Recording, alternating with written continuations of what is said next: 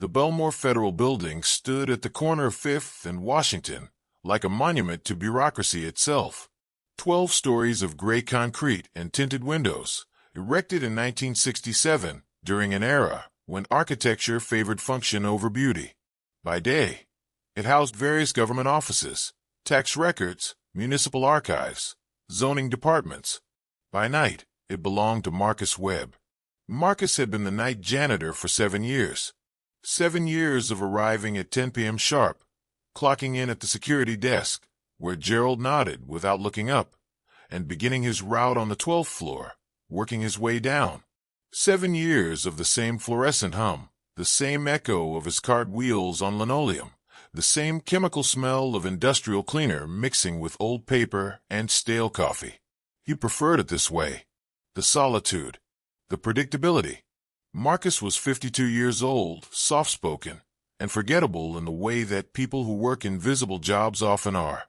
He had worked construction before this, but an injury to his back had forced him into lighter work. Janitorial suited him. No one bothered him. No small talk. No performance reviews beyond the bathrooms are clean and the trash is emptied. On the night of March 14th, Marcus arrived as usual. The lobby was dim, illuminated only by the security desk lamp and the red glow of exit signs. Gerald was watching something on his phone, earbuds in. "Evening, Gerald." Gerald glanced up, nodded, and returned to his screen. Marcus scanned his badge, collected his cart from the supply closet, and took the service elevator to the 12th floor. The elevator was old, the kind with accordion metal gates and a grinding motor that sounded like it resented every trip. When the doors opened, the 12th floor greeted him with the familiar silence. He began his route. Offices 1201 through 1215. Empty desks, cold computers, forgotten coffee mugs. He emptied trash bins, wiped down counters, vacuumed where needed. His movements were automatic, meditative, muscle memory. At 11:47 p.m., he finished the 12th floor and descended to the 11th. This floor was quieter. Fewer offices were occupied during the day, and at night it felt even more abandoned. The overhead lights buzzed softly, some of them flickering in lazy intervals. The air was colder here. Marcus had mentioned it once to Gerald, who shrugged and said something about the HVAC system being temperamental. He moved through the hallway, his cart squeaking with each push. Office 1107. Office 1108. Everything normal. Then he heard it. A soft scraping sound. Metal on concrete. Coming from somewhere down the hall. Marcus stopped. He listened. The building was full of sounds at night. Pipes settling. The hum of ventilation. Distant sirens from the street below. But this was different. Deliberate. Close. He walked toward the sound, leaving his cart behind. The hallway stretched ahead, lined with frosted glass doors and faded office numbers.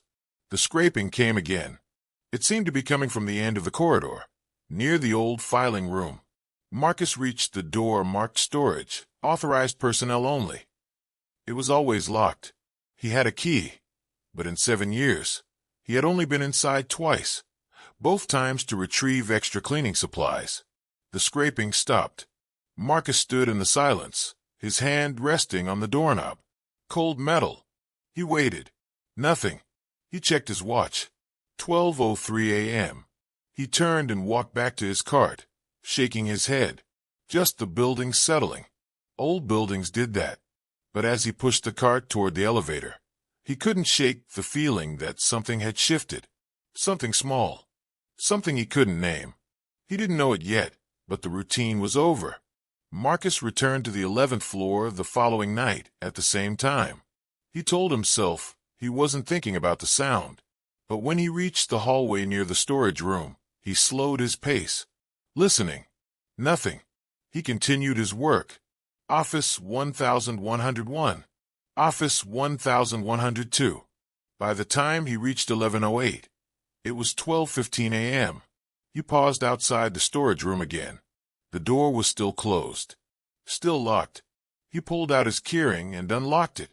The storage room was exactly as he remembered. Metal shelves stacked with boxes of printer paper, cleaning supplies, outdated office equipment. A single bulb hung from the ceiling, casting harsh shadows. Everything was in its place. Marcus scanned the room. Nothing unusual. He was about to leave when he noticed something odd. One of the shelving units against the back wall, a tall metal rack loaded with bankers' boxes, was slightly askew. It had been pushed forward, maybe an inch or two, enough to leave a gap between the unit and the wall. Marcus frowned. He walked over and peered into the gap. There was a door. Not a large door. Not grand or ornate. Just a plain wooden door, painted the same beige as the walls, with a tarnished brass knob. It sat flush against the wall, partially hidden by the shelving unit. Marcus stared at it. He had been in this storage room twice before. He had never seen a door there. He grabbed the edge of the shelving unit and pulled. It was heavier than expected, loaded with boxes and supplies, but it scraped across the floor with effort. He pulled again, creating enough space to stand in front of the door. There was no label, no number, no sign indicating what was on the other side. Marcus tried the knob. Locked. He stepped back, studying it. The door was old, older than the rest of the building's renovations. The paint was chipped at the edges, revealing layers of previous colors beneath. The hinges were rusted. Why would there be a door behind a storage shelf? He checked his phone. No signal this deep in the building, but the time read 12:31 a.m. He thought about asking Gerald, but Gerald barely knew what floor he was on half the time. Marcus returned to his cart, retrieved a small pry bar he kept for stuck windows, and went back to the door. He wedged the bar into the gap near the lock and applied pressure. The wood around the latch splintered with a dry crack. The door swung inward. A wave of cold air rushed out, carrying with it the smell of dust, mildew, and something faintly metallic. Marcus hesitated, then reached inside and felt along the wall for a light switch. He found one, flicked it. Fluorescent lights stuttered to life, illuminating a narrow corridor. Not a room, a hallway. Marcus stepped inside. The corridor extended about 20 feet before ending at another door. The walls were bare concrete, painted a dull green that had faded and peeled over decades. The floor was unfinished, just poured concrete with cracks running through it. There were no windows, no vents, just the hallway and the door at the end. Marcus walked slowly, his footsteps echoing. The air was stale, as if it hadn't been disturbed in years. He reached the second door. This one had a placard screwed into it, the letters engraved into a small metal plate. Marcus frowned. Sublevel. The Belmore building didn't have a sublevel. The basement level was just the boiler room and electrical systems. He had been down there once for training. He tried the knob. This door was unlocked. It opened into a room. The room was larger than Marcus expected, about the size of a small office, but windowless and cluttered. Metal filing cabinets lined one wall. A wooden desk sat in the center, covered with papers, folders, and an old rotary telephone. On the opposite wall, there was a typewriter on a small table, next to a reel-to-reel tape recorder. Everything was covered in a thick layer of dust. Marcus stepped inside, his eyes adjusting to the dim light from a single desk lamp that had somehow remained on, its bulb glowing faintly orange. He approached the desk. The papers were yellowed, the ink faded but still legible. Most were stamped with red letters, confidential and do not remove. He picked up one of the folders. The label read, Project Threshold, Phase 3, Subject Observations. Marcus opened it. Inside were handwritten notes, diagrams, and what looked like interview transcripts. Names had been redacted with thick black ink, but the dates were visible. 1979, 1980, 1981. He flipped through the pages. Phrases jumped out at him. Subject continues to report temporal disorientation. Auditory hallucinations consistent with previous trials. Recommend suspension of further testing pending review. Marcus set the folder down and looked around the room. On the filing cabinets, there were more folders, dozens of them. On the typewriter table, There were several large reels of tape, each labeled with dates and codes. He picked up one of the reels, TH09/interview log/0 3-12-1981. He looked at the tape recorder. It was old, but appeared functional. He threaded the tape onto the machine, his hands moving automatically from some half-remembered high school AV class. He pressed play. A soft hiss filled the room. Then a voice, male, calm, clinical. This is Dr. Raymond Holt, recording session 9 of Project Threshold. Date, March 12, 1981. Subject is a male volunteer, age 34. Session begins at 2,100 hours. A pause. Then another voice, younger, shakier. I can still hear it, even when I'm not in the room. Describe what you hear. It's like a hum. Low, constant. And then voices. Not words. Just tones. Like someone talking in another room, but I can't make out what they're saying. When did this begin?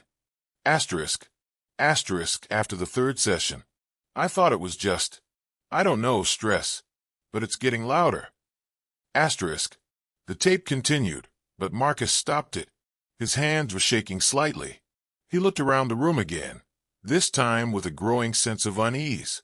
What the hell was this place? Marcus didn't sleep that night. He left the building at 6 a.m. as usual, but his mind replayed the tape over and over. The voices, the words, Project Threshold. He tried searching for it online when he got home, but found nothing. No records, no mentions, just conspiracy forums and dead ends. When he returned to work the next night, he went straight to the 11th floor. Gerald was at the desk, half asleep as always. Marcus didn't say anything. He unlocked the storage room, moved the shelf aside, and stepped through the hidden door. The corridor was exactly as he'd left it. The green walls, the cold air, the second door at the end. He entered the room and turned on the desk lamp. This time, he came prepared.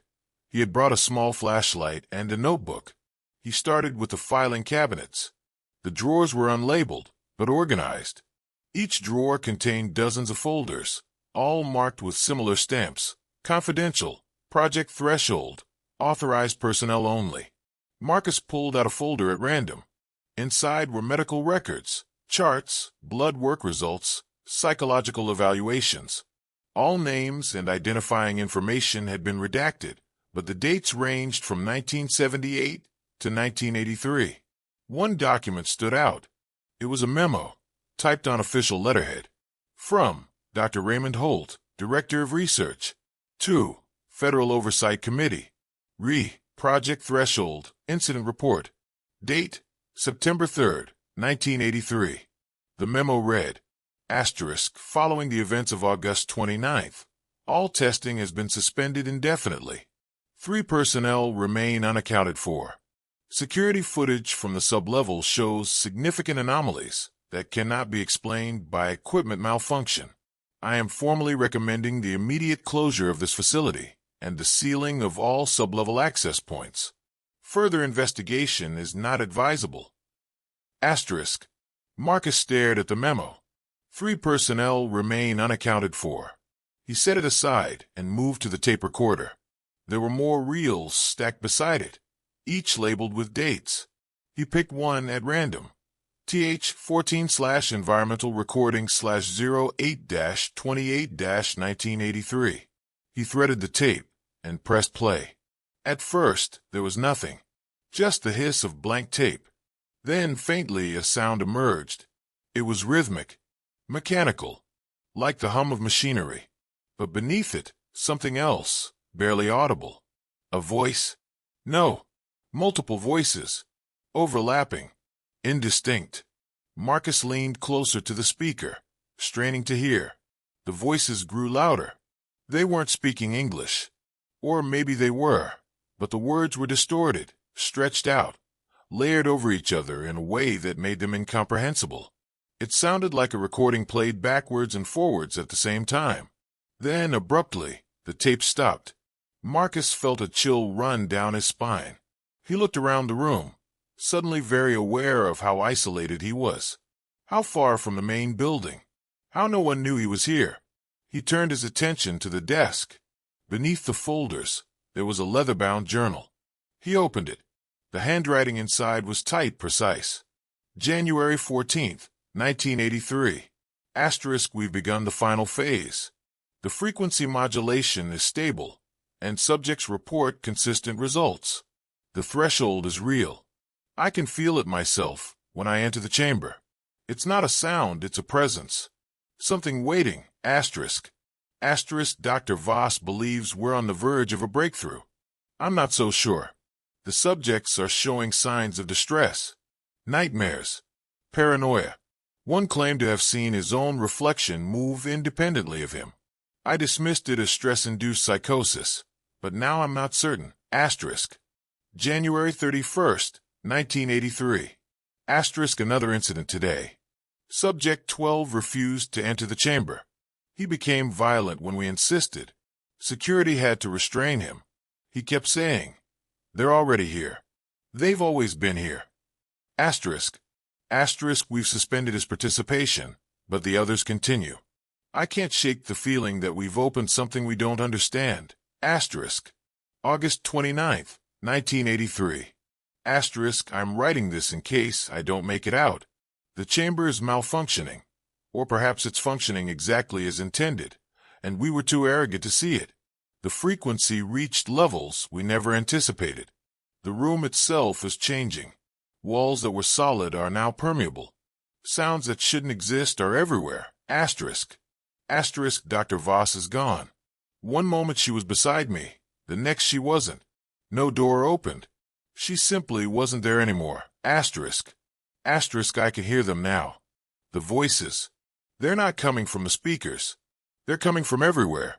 From nowhere. *. If anyone finds this, don't go looking for us. Seal this place. Forget existed. *. The entry ended there. Marcus closed the journal, his hands trembling. He looked at the room, the cabinets, the desk, the tape recorder, and realized what he was standing in. This wasn't an office. It was a tomb. He decided he needed to leave. He would take the journal and some of the tapes, show them to someone, figure out what to do. But as he reached for the journal, the desk lamp flickered. Once, twice. Then it went out. The room was plunged into darkness. Marcus fumbled for his flashlight, clicked it on. The beam cut through the blackness, illuminating the desk, the cabinets, the doorway, and a shadow standing in the corridor. Marcus's breath caught. He aimed a flashlight at the doorway. Nothing. Just the empty hallway. He backed toward the exit, keeping the light trained on the doorway. His heart pounded in his ears. He reached the threshold, stepped into the corridor, and moved quickly back toward the storage room. Behind him, he heard it. Footsteps. Slow. Deliberate. Coming from inside the room. Marcus didn't look back. He ran. Marcus called in sick the next 2 nights. He told Gerald he had the flu. In truth, he couldn't bring himself to go back. But he couldn't stop thinking about the room either. The journal. The tapes. The shadow. On the 3rd night, he returned. He had to know. He had to understand what Project Threshold was, what had happened in 1983, and why the room had been hidden.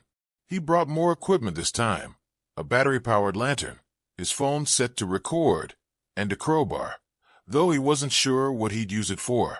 When he reached the storage room and moved the shelf aside, the hidden door was slightly ajar. He hadn't left it that way. Marcus pushed it open slowly, shining his flashlight down the corridor. Empty. He walked to the second door. It, too, was open. The room was exactly as he'd left it, except for one thing. The tape recorder was on. The reels were spinning slowly, playing back static. Marcus approached cautiously. He hadn't left the machine running. He was certain of it. He stopped the tape and examined the reel. It was the same one from before. TH 14/environmental recording/08-28-1983. He rewound it slightly and pressed play again. The same overlapping voices filled the room. But this time, he listened more carefully. He focused on one voice, trying to isolate it from the others. And then he heard it. A single word, repeated over and over, buried beneath the static. Asterisk Marcus. Asterisk. His blood ran cold. That wasn't possible. The tape was recorded in 1983, decades before he was born. He stopped the tape and stepped back, his mind racing. A coincidence. It had to be. The voices were distorted, layered. He was hearing what he wanted to hear. But then the desk lamp turned on by itself. Marcus spun around. The lamp glowed softly, illuminating the desk. And on the desk, where the journal had been, there was now a single sheet of paper. It hadn't been there before. Marcus approached slowly, his hand shaking. He picked up the paper. It was a personnel record, typed, official, with a photo clipped to the corner. The photo was of him. Not a recent photo. An old one. Grainy. Black and white. But unmistakably him.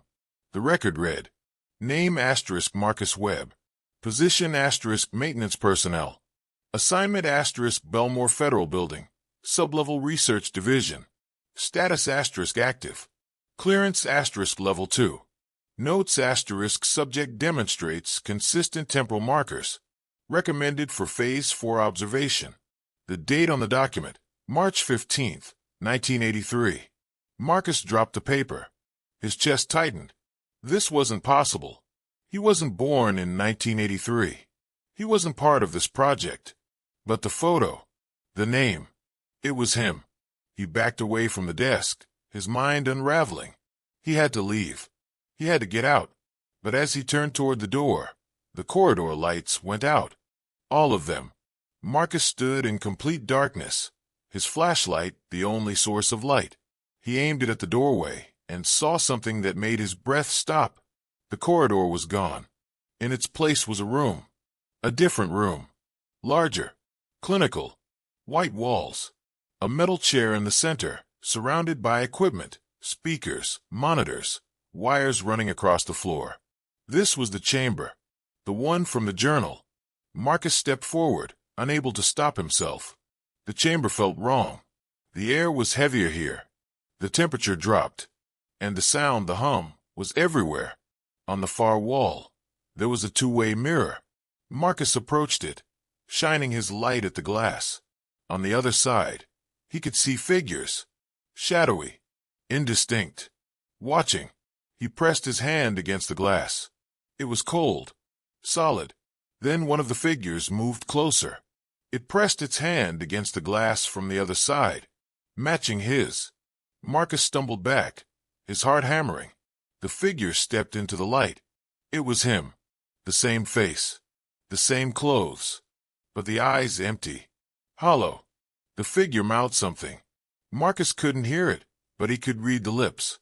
Asterisk, you've always been here. Asterisk. The lights in the chamber flickered. Once. Twice. And then Marcus was back in the storage room, on his knees, gasping for air. The hidden door was closed. The shelf was back in place, as if it had never been moved. Marcus scrambled to his feet and ran. Marcus Webb did not report for his shift on March 18th, or the 19th, or any day after. Gerald, the security guard, filed a missing persons report on March 21st after 3 days of no-shows. Police searched Marcus's apartment and found nothing unusual. No signs of foul play. No indication of where he might have gone. His car was still parked outside his building. His phone was on his kitchen counter, powered off. He had simply vanished.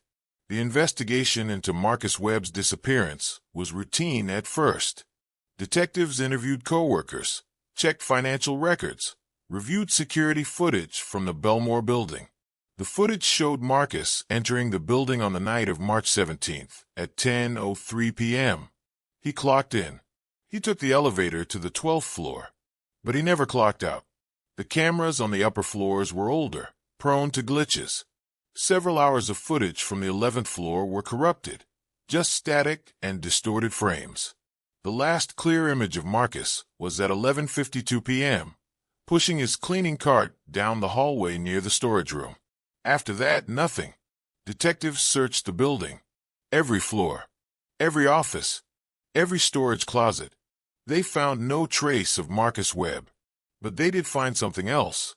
In the storage room on the 11th floor, officers discovered a section of the wall had been disturbed. Shelving units had been moved recently. The floor showed scrape marks.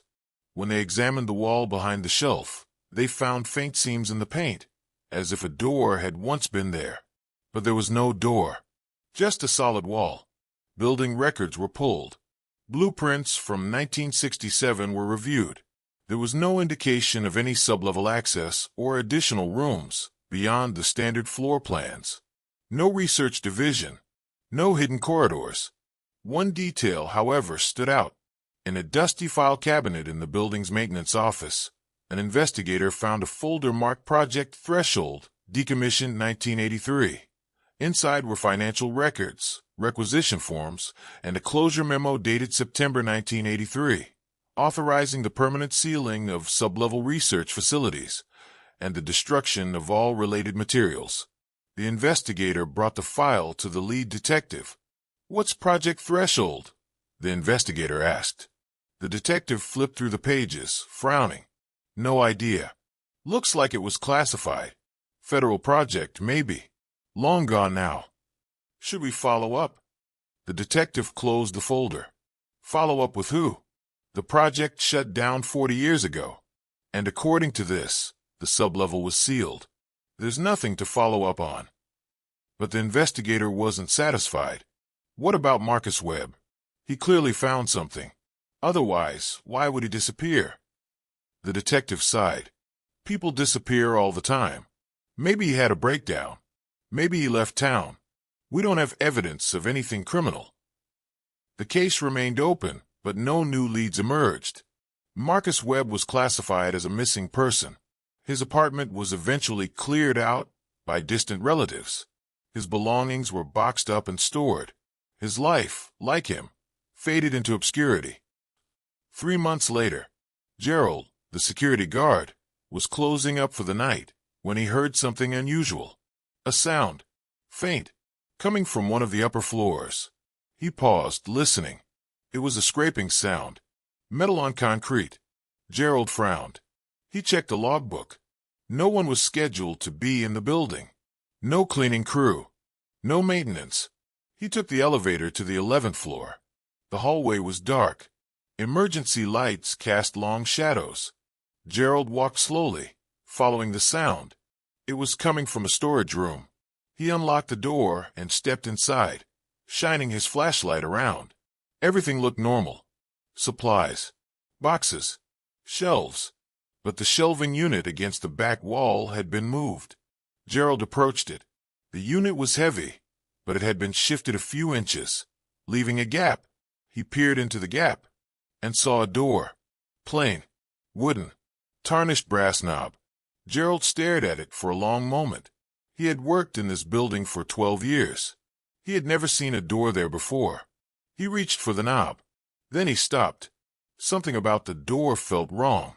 The air near it was colder. The silence around it was too complete. Gerald stepped back, his instinct screaming at him to leave. He walked out of the storage room, locked the door behind him, and returned to his desk. He didn't file a report. He didn't tell anyone. He simply made a note in his logbook. 11th floor storage, check lock. And he never went back. Final report excerpt asterisk. Case hashtag 2025-04471. Missing person, Marcus Webb. Status, unsolved. Last known location, Belmore Federal Building, 5th and Washington. Asterisk notes. Subject was last seen on security footage entering the building on March 17, 2025. Extensive search of the premises yielded no evidence of foul play or struggle. Subject's personal effects and vehicle were located at his residence. Financial records show no unusual activity. No contact with family or friends since disappearance. Asterisk. Asterisk investigative note.